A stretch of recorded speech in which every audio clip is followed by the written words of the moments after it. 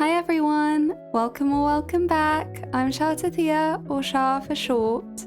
Thank you so much for over 1,000 subscribers. I appreciate it so much and I am so grateful. In today's video, I will be touring my Wuthering Waves account. This includes all the achievements, characters, builds, weapons, items, and more. It's going to be quite a long video, so grab some tea and biscuits and get comfortable. I will add timestamps in the description below if there is a specific topic that you would like to skip to. I have been playing since the beginning of February 2025 this year, which is around 120 days. I play on the European server and I'm currently at Union level 72 at Soul rank 8. Since starting the game, I have been quite consistent in daily logins to collect my Astrites and spend my wave plates. It does overcap a bit now and then, but only by a little. Please don't judge me. I do want to say a little disclaimer. My account is not completely free to play, as I do get the Lunite subscription, Insider Podcast, and occasional skin. I will get into everything I have so far on my Wuthering Waves account. I will start off by showing my achievements. I currently have a total of 573 stars and I have completed 404. Exploration, I have completed all of the Huanlong ones and I managed to obtain some sigils by doing so. And I've also done Black Shores. As for Resonators, I still have a few that are ongoing, which I will probably do soon because this sigil is really cool. For Journey, I have most of Rover's Journey, but I'm missing quite a lot from World in all its variety. For Battles, I haven't completed most of these apart from one, and I managed to obtain this sigil from this. Unexpected experience I have quite a lot of, because I do make quite a lot of mistakes. I generally obtained most of these at random just by playing the game, but some of them reward sigils, so I might try and look into their requirements more so I can collect those. As for exploration, starting off with Huanlong, I have completed every location of Huanlong, including Mount Firmament, very early on. I absolutely love exploring in Wuwa, and I found using the loot mappers to find chests very useful. And if I check up here, it shows that I have 100% in every area, but clicking on a specific location shows the requirements for achieving this, and I definitely have some bobflies remaining, as well as chests and some viewpoints. And finding these as I continue to explore will be a pleasant surprise. And if I recall correctly, I think it was Desert Rock Highlands. This place was one of the hardest places to get 100% in. I think I had to look up so many guides on how to find the hidden chests that Loot Mapper couldn't detect, and it did take a while. I have also achieved 100% exploration in the Black Shores, and as for Resonators, the only place that I need to do is Beha Waters, so I'm still in the process of completing that one. And like I said, even though it says 100%, I am certain that I still missed a few chests. For instance, Avenolium still has a few dotted around, even though it shows 100%. I absolutely love exploration, and I am really looking forward to exploring the new region of Septimon in the next version soon. I will now go to my gallery. These are all the main quests I've completed so far, including companion stories. I still have Cantarella and Zanny's story left in my quest log. I intentionally held off on finishing them when they were released because I knew I would be tempted to pull on their banners, and I was trying to save my Astrites and pulls at the time. I always get really attached to the characters through their companion stories. Kuro does an amazing job with the storytelling and character development, but that said, it also makes me want to pull for every limited character, which isn't ideal when I'm trying to save. Leading up to Resonators, I made sure to get all of the quests done that were outstanding, so I currently only have some more recent ones from Resonators that I haven't done yet. I plan to finish these quests before the next version update so that I'm fully caught up with the story and ready to dive into the new content. These are all the titles I have acquired from getting Sequence 6 Resonators. I have Havoc Reaper and Astral Modulator from both Havoc Rover and Spectro Rover respectively. I also have Yohu, Yanwu, Mortefi, Dungeon, Baiji, and Yang Yang. And that is all at the moment. I also have Virtual Trailblazer from the prototype trials, as I was able to reach a total stress level of 54 in Virtual Crisis, which from what I remember wasn't that high, but it also wasn't low. These are all the sigils that I have obtained from various quests and trophies. I also obtained the Peach Blossom sigil when I got Jinshi's outfit. There are quite a lot that I don't have yet. I know I'm missing some from trophies that I haven't completed. These are cute. I like these. I will now go into Crossing Stars, which is the Resonator archive, to show all the characters that I currently own and don't own. I have every 4-star Resonator in the game, as well as a few standard and limited 5-star characters. I got Lin Yang on my second day of playing. It wasn't from a 50-50 loss the first time. My first Lin Yang was actually from the Beginners Convene banner, and after trying his gameplay, I realized it wasn't really for me personally. And as for Verena, I got her the same day I got Lin Yang from the standard selector that we were given. I'm really glad that I chose her. She helped me so much in the early game, and I still continue to use her to this day in a lot of my teams. I think she's a very versatile support with very strong healing capabilities. And for my next 5-star, who was actually my first limited 5-star, Jinshi, I started playing the game during the middle of her first rerun in version 2.0, so I had 10 days to farm as many Astrites as possible to pull her and her weapon. Luck was not on my side though. Around like 75 pulls, I encountered my second Lin Yang. I continued to farm until I finally had enough to get her on a guarantee, as well as her weapon. A few days after getting her weapon, I managed to farm more pulls, and I just did a random temple on her banner, and I was blessed with an early Jinshi. So I got her sequence 1. And I continued to pull on her banner up until the last day, going all the way to hard pity, even risking another 50-50 loss. But I was lucky this time, and I got my second Jinshi sequence. Although it's not as practical as her first sequence, I was still so happy to get it, as she is one of my favorite characters in the game and also the reason I started playing. As for my next limited 5-star, that was Phoebe. During Phoebe's initial release, I was blessed with an early at around 30 pity. I couldn't be happier, and I used her a lot on my account alongside Spectro Rover. I had enough pulls left over and figured I would also get her weapon since the design is stunning and it suits her perfectly. As for the next 5-star, it was Calcharo from a 50-50 loss when pulling on Shorekeeper's banner. My OG viewers will probably remember this from my Shorekeeper 2.2 rerun pulls and build video, since this was my first video on my channel. Since I knew it was likely to happen and I came prepared with enough pulls to get Shorekeeper, I managed to get her on a guarantee after losing the 50-50 just after, making her the third limited 5-star on my account. I also got her weapon because it's so pretty and I could not pass up on it. I definitely play for aesthetics more than meta. And finally, we have Gacha.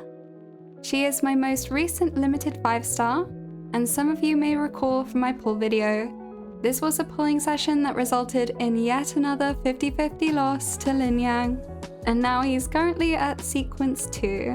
It was unfortunate but not unexpected, and I was able to get Gacha in the end, so it all worked out.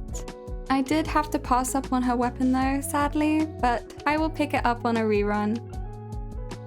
I will now show the builds I currently use. They're not perfect and there's definitely room for improvement, I was debating on making some changes and improving some of them for this video, but I decided to keep them as they are so that you can see what I've been working with. This will also serve as a reference point for me to look back on in the future to see how much progress I've made once I do start improving them. Starting off with Jinshi, these are her stats and she is Sequence 2, R1, Forte and Skills, and her echoes are the Celestial Light with Jue as her main 4-cost.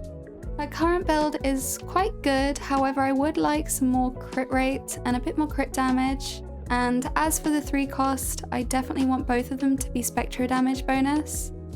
So I will definitely be farming for that.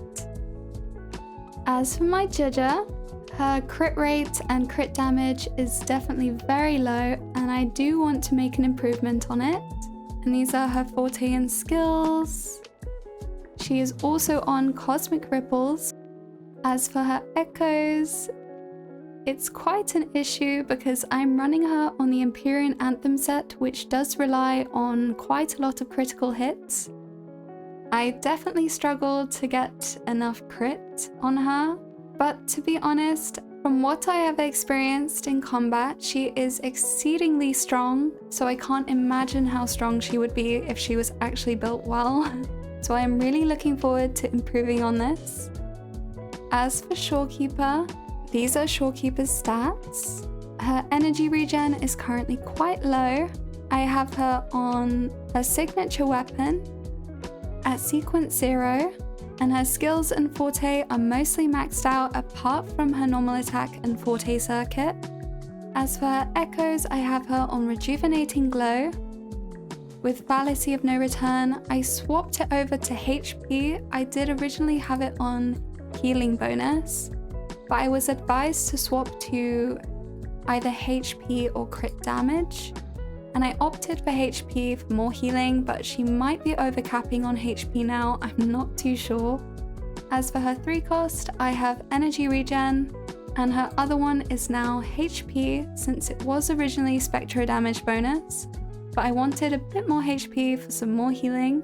I might swap this one out for another energy regen to hit the energy regen requirement, because like I said, I think I might be overcapping on HP. She has over 44,000 and her energy regen should at least be 240 to 250%. But other than that, I am quite happy with her build and I'm so happy I have her on my account now. She is so good in all of my teams. As for Phoebe, Phoebe is Sequence 0 with her signature weapon. Her Forte and skills need a bit more work as I have not maxed out her most important ones yet. And as for her echoes, I have her on the Eternal Radiance set with the Nightmare Morning Ike's crit damage.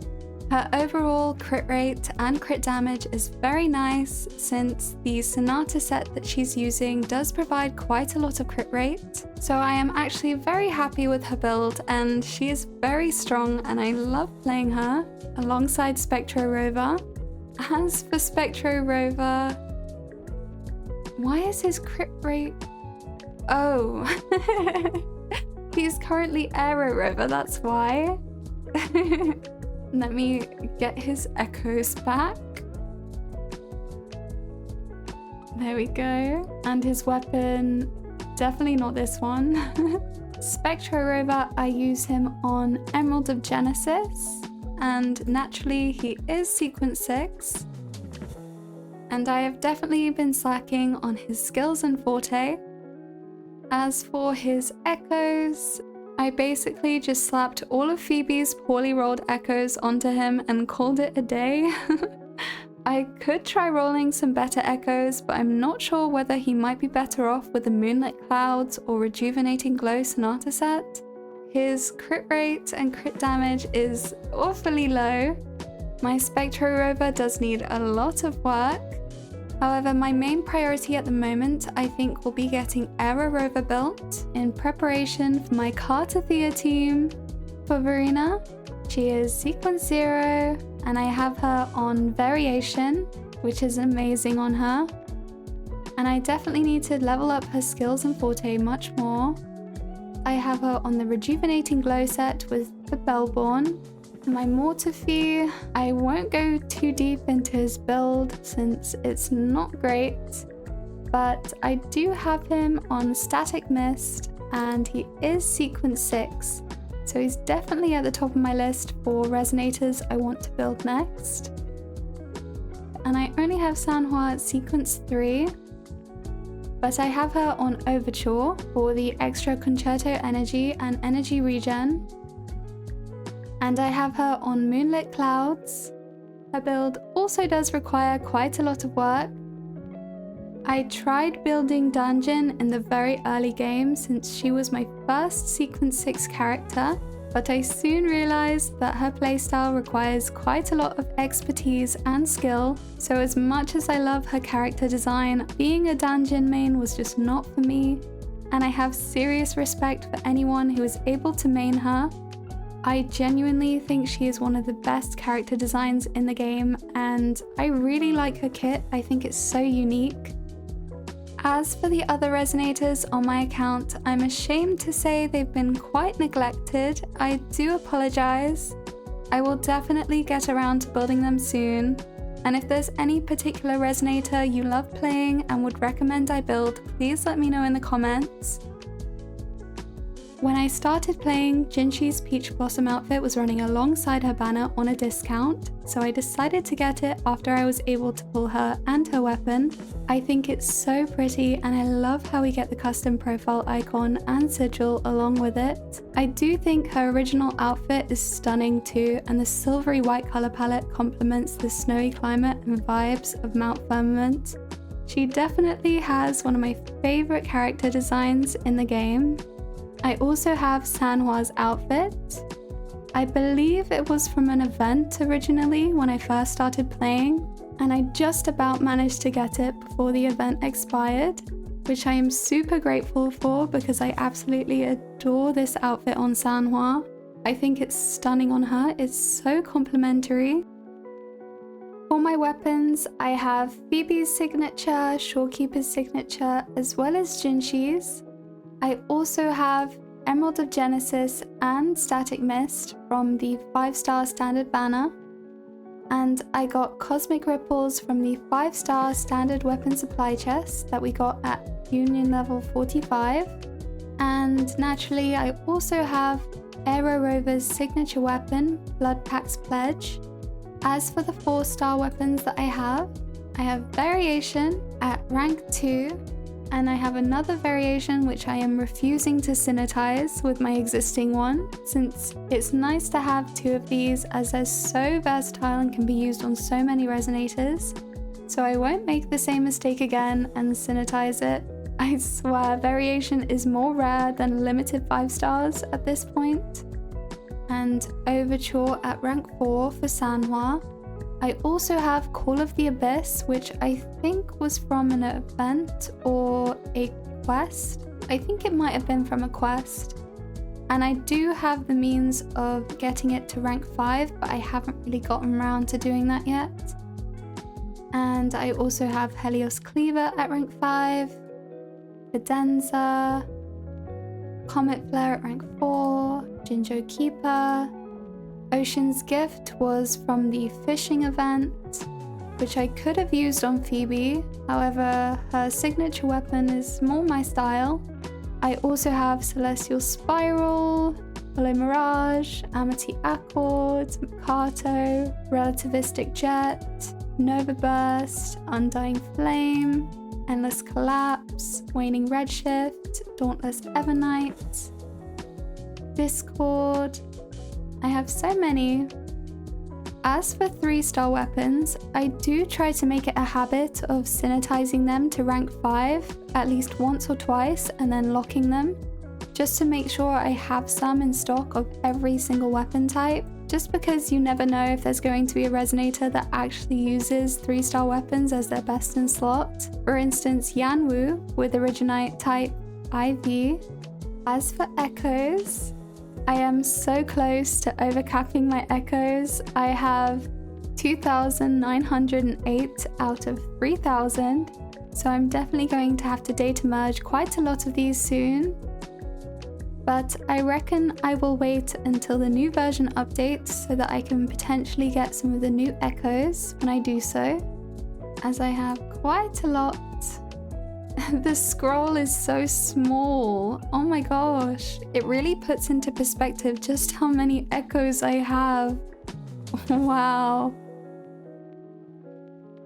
I do try to get the cooking ingredients for certain dishes like sweet and sour pork and stuffed tofu from the shop each week so that I can stock up on these, since sweet and sour pork increases echo drop rate by 50% for 30 minutes, which is amazing when I'm doing overworld farming for echoes.